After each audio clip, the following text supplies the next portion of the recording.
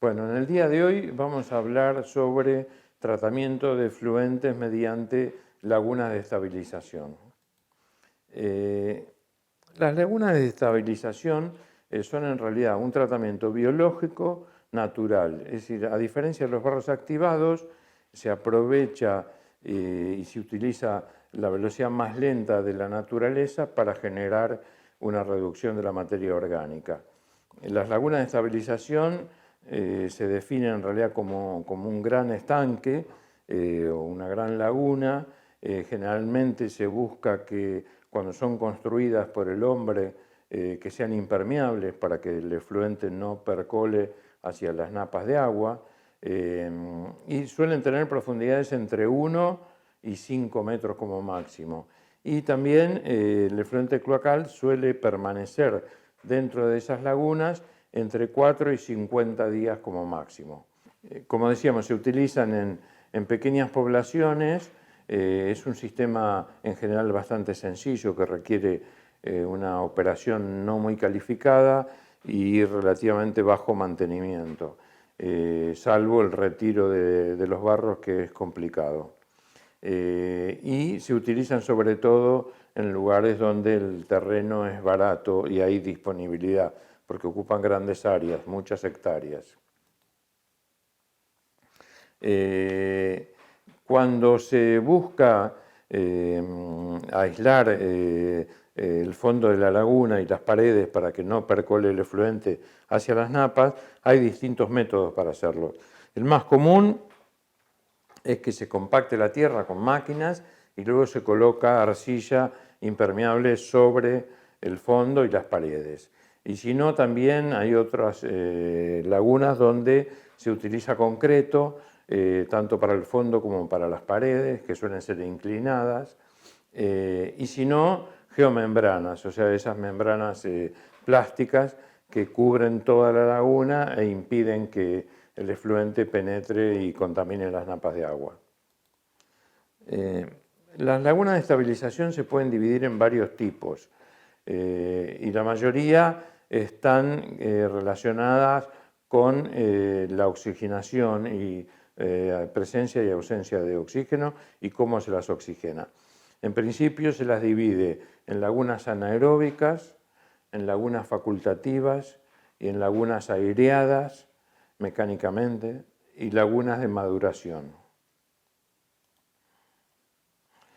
Las lagunas de estabilización anaeróbica, que es el primer caso que vamos a tomar, son aquellas que reciben una alta carga orgánica. Es tan alta que impiden que se genere oxígeno dentro de la laguna. Entonces todos los procesos y microorganismos que pueden crecer para degradar la materia orgánica lo hacen de manera anaeróbica. En general los procesos anaeróbicos son bastante más lentos que los aeróbicos y no tiene presencia de algas porque la luz no puede penetrar. Son en general lagunas de color grisáceo y tiene una profundidad entre 2,5 y 5 metros y un tiempo de retención entre 20 y 50 días. Son comunes en efluentes que tienen alta carga y uno quiere reducir esa carga antes de pasar a lagunas aireadas o facultativas, o en plantas de efluentes industriales. También las lácteas utilizan muchísimo lagunas anaeróbicas como primer laguna. Se utiliza para bajar el nivel de materia orgánica y su efluente no está nunca en condiciones de ser volcado a un cuerpo receptor. Es simplemente un sistema que reduce la carga orgánica para que el sistema pueda funcionar de otra manera en las lagunas subsiguientes. Bueno, como mencioné, no se producen algas por fotosíntesis. Eso es porque al ser de color grisáceo, tener alta turbidez, la luz no puede penetrar y a su vez la alta carga orgánica impide el desarrollo de las algas. Y tienen el riesgo bastante común de generar olores, ya que se producen los siguientes gases: dióxido de carbono, que no da olor; metano, que en general tampoco da olor; amoníaco, pero sí el ácido sulfhídrico es el que peor olor puede dar y se las trata de ubicar en zonas que no sean urbanas y muchas veces también se les coloca cortinas arbóreas alrededor para evitar problemas, digamos. Pero tienen ese gran inconveniente que pueden generar, según la dirección de los vientos, pueden generar olores desagradables. El siguiente tipo de laguna que vamos a hablar son las más comunes y se llaman lagunas facultativas. En esas lagunas se produce un proceso muy interesante que es una simbiosis, o sea, una cooperación biológica entre las algas y los microorganismos, sobre todo bacterias facultativas. Estas últimas son bacterias que pueden reproducirse y consumir materia orgánica tanto en presencia de oxígeno como en ausencia de oxígeno. Si no hay oxígeno libre, pueden tomar oxígeno de los nitratos, por ejemplo, o oxígeno que estén presentes en las moléculas de materia orgánica.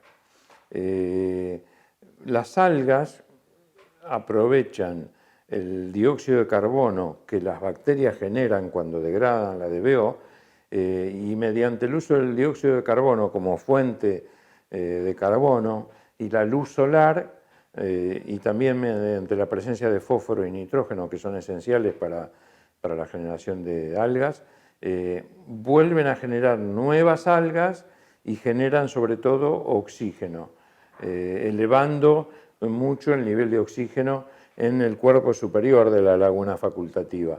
Ese oxígeno es aprovechado por las bacterias, que a su vez degradan más materia orgánica, generan más dióxido de carbono y el ciclo continúa de manera constante. Las bacterias facultativas suelen poder degradar materia orgánica tanto disuelta como coloidal. La que está presente con sólidos sedimentables suele ir hacia el fondo de la laguna facultativa. Las lagunas de estabilización facultativas suelen tener una profundidad entre 1,2 y 2,5 metros. O sea, como vemos, son menos profundas que las lagunas anaeróbicas. Las hay primarias o secundarias. En las primarias, que como su nombre lo dice, es la primera laguna que se coloca y luego en serie, o sea, atrás de esa laguna hay una laguna secundaria. Las primarias es donde se deposita la mayor cantidad de sólidos sedimentables. O sea, si no hay un buen tratamiento primario antes de las lagunas, esos sólidos van a ir colmatando las lagunas primarias. Y tiene que haber un sistema de remoción de esos sólidos o la posibilidad de bypasearlas y secarlas o entrar con máquinas una vez que están secas y remover los sólidos. Y en general cuando se las diseña a las lagunas facultativas primarias se tiene en cuenta el depósito de entre 15 y 30 centímetros de sólidos, o sea que se agrega ese volumen o esa profundidad a todo el tratamiento necesario. En general tienen tiempos de residencia entre 5 y 50 días. En Estados Unidos a veces se puede encontrar tiempos de permanencia más elevados. He visto ejemplos de hasta 180 días, pero no es común, digamos. Y los valores de DBO de salida, o sea, de materia orgánica, suelen estar por debajo de los 50 miligramos, entre 30 y 50 si funcionan bien. Los sólidos suspendidos, en cambio, que son mayoritariamente algas en el caso de las lagunas facultativas, pueden estar entre 40 y 100 miligramos. O sea, es un problema y si uno necesita tener valores menores de sólidos suspendidos, debe tener un sistema de remoción de esas algas antes de la salida de las lagunas. Como les explicaba anteriormente, existe esta simbiosis entre las algas y las bacterias que se puede observar en la siguiente filmina y donde uno ve que con ayuda de la luz solar y el dióxido de carbono que generan las bacterias se genera todo un círculo donde dióxido de carbono más amonio y fosfatos generan algas, estas algas generan nuevas algas generando oxígeno. El oxígeno junto con la DBO y el amonio y el fósforo permiten que las bacterias generan nuevas bacterias y más CO2, dióxido de carbono, entonces se generan nuevas bacterias y a su vez se libera más CO2 y vuelve el ciclo con las algas. O sea, todo eso se están ayudando mutuamente y mientras haya luz solar y una cierta baja turbidez en la zona superior de las lagunas, este proceso va a poder continuar de manera prácticamente indefinida. Es obvio que es más intenso en las épocas de verano y primavera porque las temperaturas son algo más elevadas. Las lagunas de estabilización facultativas se dividen en 3 zonas de acuerdo a las distintas profundidades. La superior se llama zona fótica, la zona intermedia se llama heterotrofa o facultativa y la zona del fondo anaeróbica o de sedimentos. En la zona fótica, que es la superior y es aeróbica, es donde está la presencia de algas y a través de la fotosíntesis se llega a niveles muy elevados tanto de algas como de presencia de oxígeno disuelto. En la zona heterotrofa facultativa, que es bajando hacia lo más profundo de la laguna, ahí ya hay una parte que tiene oxígeno disuelto, aunque menores niveles, donde las bacterias se comportan aeróbicamente y degradan materia orgánica de esa manera, y ya un poquito más profundo, las bacterias facultativas logran seguir disminuyendo la materia orgánica, pero ya no con oxígeno disuelto. Y en la zona del fondo o la zona de los sedimentos es donde han sedimentado toda la materia orgánica sedimentable y allí la degradación o la digestión de estos sedimentos es realizada por bacterias anaeróbicas, fundamentalmente con ausencia completa de oxígeno. La zona superior, como dije, las algas generan oxígeno mediante la fotosíntesis y el viento también oxigena el agua a través de las pequeñas olas que se van formando en las lagunas. Deben comprender que son superficies muy grandes y días muy ventosos pueden tener oleaje que oxigena también el agua. La profundidad de esta zona varía, pero suele estar en promedio en 0,6 metros de profundidad. Cuando la producción de algas es importante, la laguna toma una coloración verde intensa debido a las algas y los niveles de oxígeno disuelto son muy elevados en esos casos. Vemos una foto de una laguna facultativa y en la siguiente imagen vemos una salida de planta con lagunas facultativas.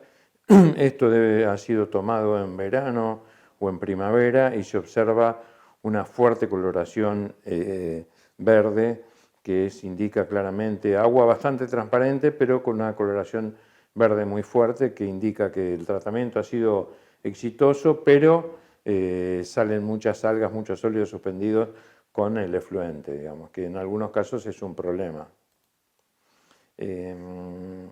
En la zona heterotrófica o facultativa, o sea, la zona media de la laguna en cuanto a la profundidad, las bacterias aprovechan el oxígeno generado por las algas para degradar DBO disuelta y coloidal. Y es necesaria también la presencia de fósforo y nitrógeno en forma de amonio y de fosfatos para que las bacterias puedan degradar y generar nuevas células. Por eso se los denomina nutrientes.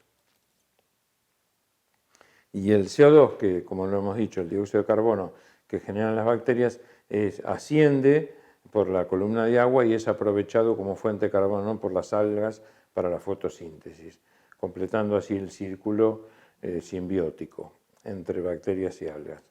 Y el nivel de oxígeno va cayendo rápidamente a medida que nos vamos acercando al fondo de la laguna. En la zona final o cercana al fondo es la zona anaeróbica. Las bacterias anaeróbicas degradan la materia orgánica que ha sedimentado y digieren anaeróbicamente estos barros primarios y microorganismos muertos. O sea, todas las bacterias que mueren se depositan en el fondo también y son degradadas por otras bacterias.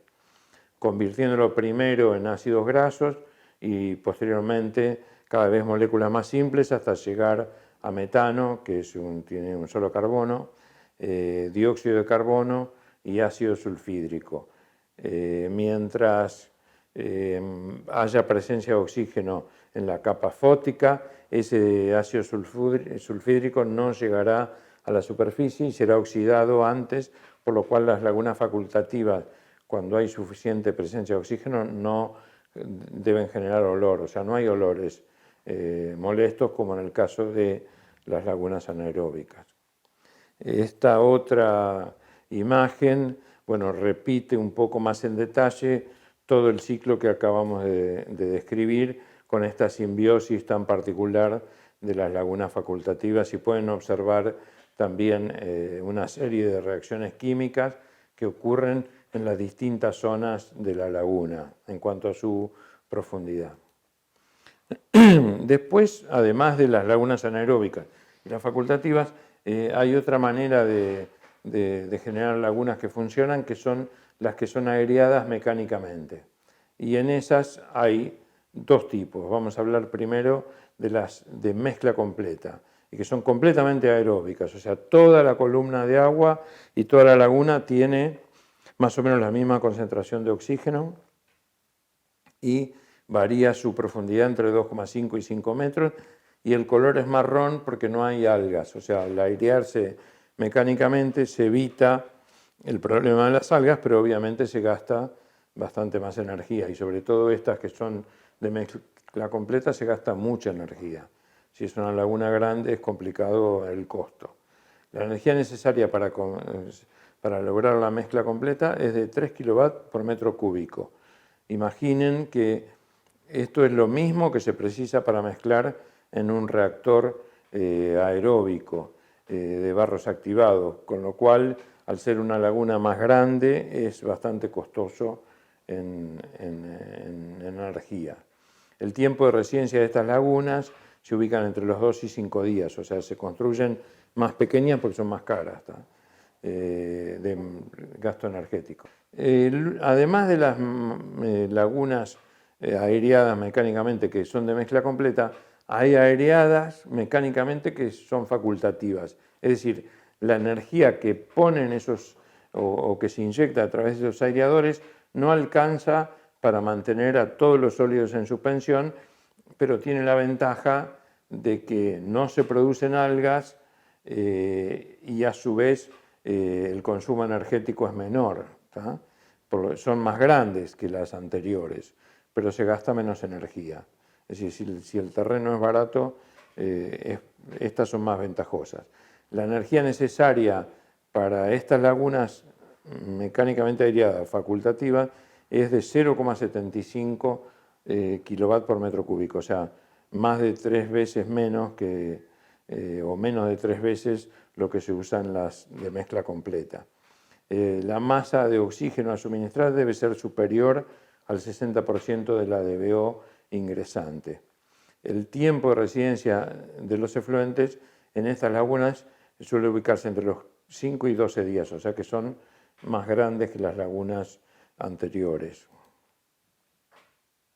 Y por último tenemos otro tipo de lagunas que son las lagunas de maduración.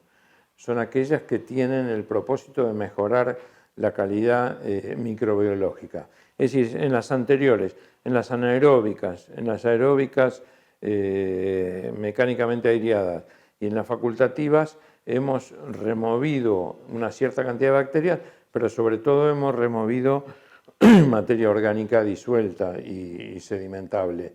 En estas lagunas últimas de maduración que se colocan al final de la serie, se trata de mejorar la calidad microbiológica, es reducir de manera drástica la cantidad de bacterias para que el efluente de salida sea de buena calidad. Y se ubican siempre al final del tratamiento y luego de las lagunas aireadas o facultativas. O sea, una cadena normal de lagunas puede ser una laguna anaeróbica seguida por aireadas y luego facultativas, o por facultativas y luego final todos los sistemas pueden tener o deberían tener lagunas de maduración, que son las que se usan para reducir las bacterias, sobre todo las colifecales. El tiempo de residencia de estas lagunas suele ser entre 5 y 20 días. Los sistemas de lagunas, si bien son muy simples, deben contar con un buen sistema de pretratamiento. Es decir, si no tiene rejas gruesas y finas que funcionen bien y en lo posible un desarenador también, el aspecto de estas lagunas se volverá bastante desagradable, porque si pasan sólidos grandes muchas veces flotan y se observa toda la superficie muy sucia, es bastante desagradable, y a su vez si tiene grasas también se acumulan en la superficie y es bastante, puede generar olores también. Entonces, lo mínimo que deberían tener es un sistema de rejas gruesas, finas y un separador en lo posible de arena y grasas. Es deseable además de que cuenten con un sistema de sedimentación primaria y digestión anaeróbica de lodos primarios, tipo tanques IMOF o separado un sedimentador primario de un digestor anaeróbico. ¿Por qué? Porque eso remueve la mayor cantidad de sólidos primarios y hace que el sistema de lagunas dure muchísimos años más sin que haya que bypasearlas para sacarle los sólidos, que es muy complicado.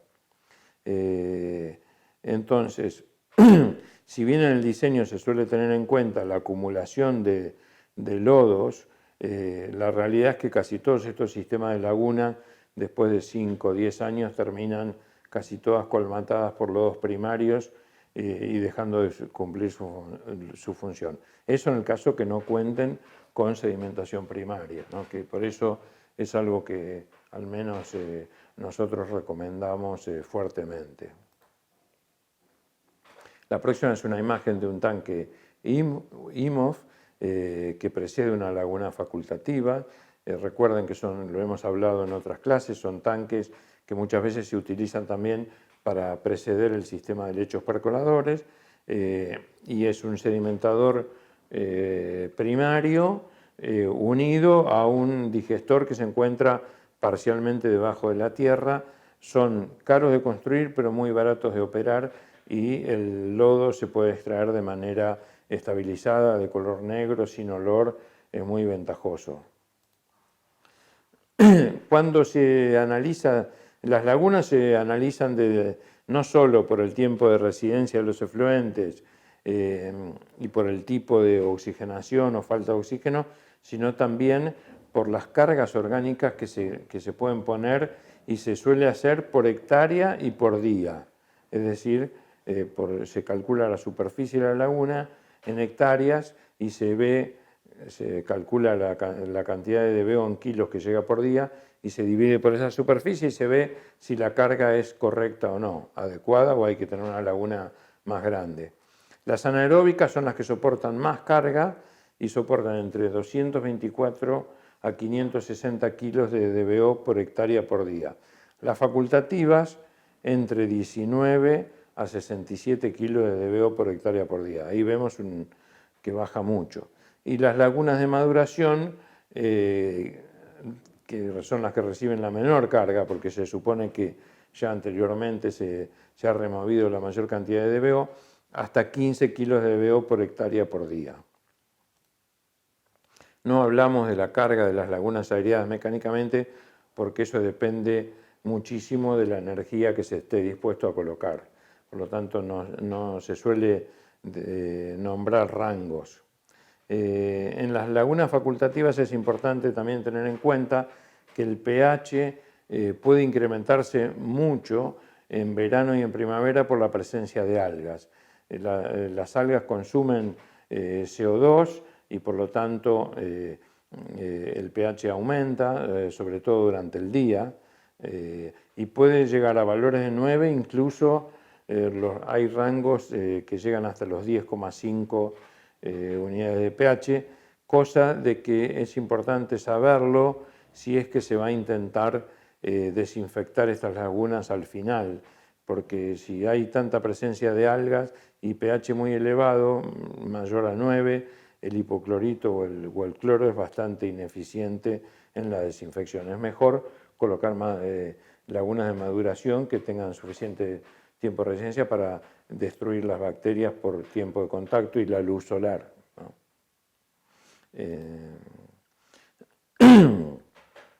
Además, en días calurosos y soleados, el oxígeno disuelto puede llegar a valores muy elevados. Incluso se puede medir, hay equipos portátiles que miden no solo los miligramos de oxígeno disuelto, sino el porcentaje de saturación. Y es común ver en verano, en lagunas facultativas de color muy verde intenso, que se logra llegar a más del 100% de saturación. O sea, las lagunas quedan contacto de oxígeno que están sobresaturadas. Eso no es en realidad un problema, todo lo contrario, pero es un fenómeno que se puede observar cuando hay mucha cantidad de algas.